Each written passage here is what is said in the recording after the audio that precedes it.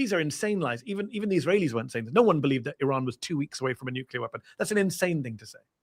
Do you believe what Rubio, because you can't pick and choose what they're saying that's true and what's not. I know you've referenced what Rubio said, that Israel was going to strike, so that's why we got involved, because we know Israel's going to strike.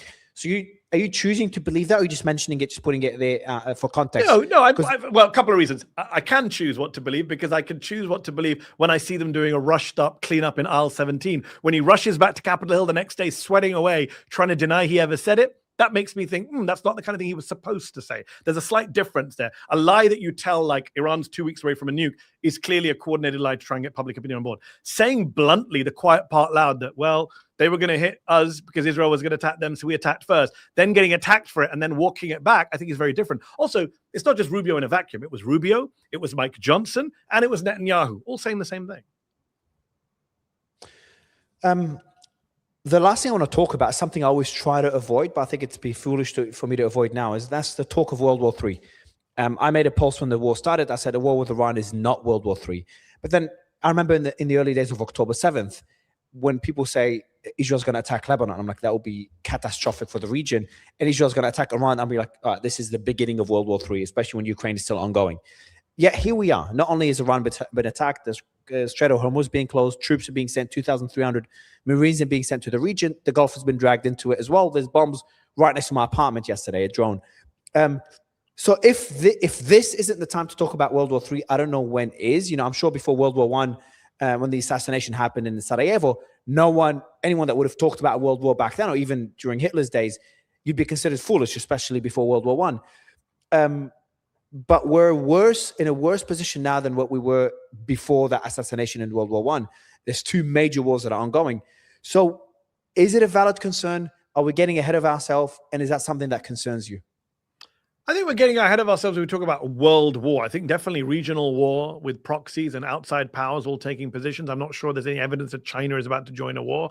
I think a World War III, most people would assume, would have to involve a China to really be World War III. It depends how you define World War III. Obviously, World War III, God forbid, is going to look very different to World War II and World War I. Technology is different. The balance of power is different. The countries are different. The way we fight wars is very different. What I would say is I'm old enough to remember the Iraq War. I have the gray hairs to show for it. I've been worried about war with Iran since 2003. I was worried George Bush would go to war with Iran. He may have gone to war with Iran had Iraq not been such a disaster that it stopped him from going to war with Iran.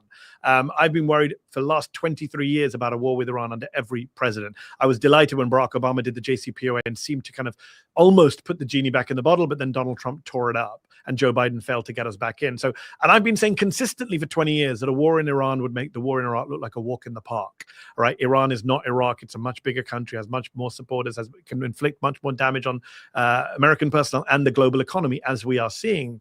And I think that is the big issue, rather than being World War III or even a nuclear one. I'm not ruling out the use of nukes, God forbid.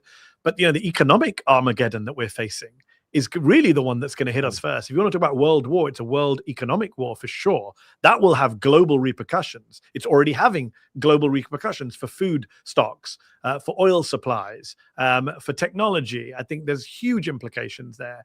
And look, all bets are off when it comes to Donald Trump and Benjamin Netanyahu. I think they're capable of anything. Whether the Chinese and the Russians can get involved to either stop this or escalate this. A friend of mine joked recently that Vladimir Putin should get involved, get a ceasefire, and then win the Nobel Peace Prize to piss off Trump, which I thought was funny. But who knows? Look, I'm not going to rule anything out. It's just I don't know what we define as a World War III. Certainly things can and will get worse. Certainly regional war is on the cards. Certainly other countries getting involved is on the cards. A ground invasion by the US, as Robert Pape said to you, has its own logic of a trap of escalation. The more Americans go in, the more Americans die, the more they double down, triple down, quadruple down. Look at Afghanistan. I don't think anyone who went into Afghanistan thought they would be there 20 years later. It became America's longest war. No one in October 2001 would have said, oh yeah, this is going to be America's longest war. They had no clue. And that Taliban will be back in power. Oh, the Taliban, yeah. It would be America's longest war. We would leave in defeat and the Taliban would be back in power. Yeah. It took 20 years for the Taliban to come back to power. It took a week for Khamenei to be replaced with Khamenei. That's exactly the post I was going to say. I made that exact post. It's like, we've never learned from our lessons. It's just sad to see it. And the same excuses that are given for war, the same political rhetoric that has been used in previous wars is being used again. And it just works. Nuclear weapons, same way as calling people Nazis, nuclear weapons have been used as an excuse for so many wars. And somehow it still freaking works.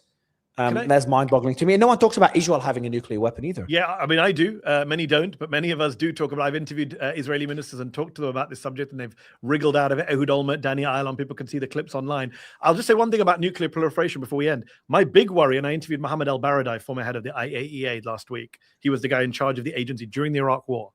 And I asked him, it was an astonishing answer he gave. I said, if you were in the Turkish government, this guy has devoted his life to non-proliferation, to being opposed to nuclear weapons.